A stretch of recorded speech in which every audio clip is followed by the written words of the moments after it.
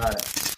How about controlling the bleeding during the procedure if you have excessive bleeding? That's a great question. I learned that from Ziv while he was mentoring me, and maybe Ziv, you can elaborate. 1 to 50,000 epinephrine, and we have excellent microscope footage of that.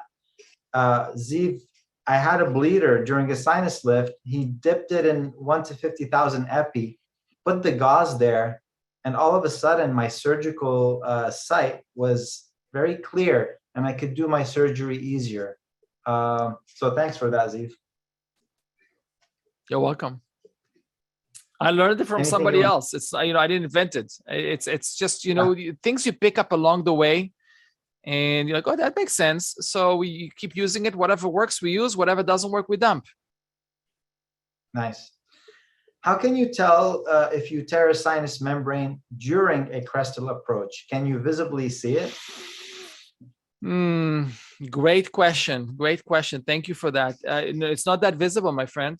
It's not that visible. It's unfortunately, radiographically, you're going to notice that. You're not going to see a dome. You may see some particles going, kind of coming loose. That's a possibility.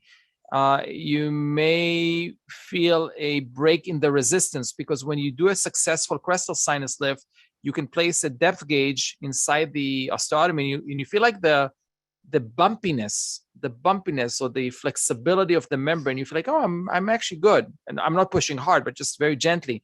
When the membrane perforates, that is no longer there, and sometimes you put your depth gauge and the thing goes all the way into the sinus, and that kind of sucks.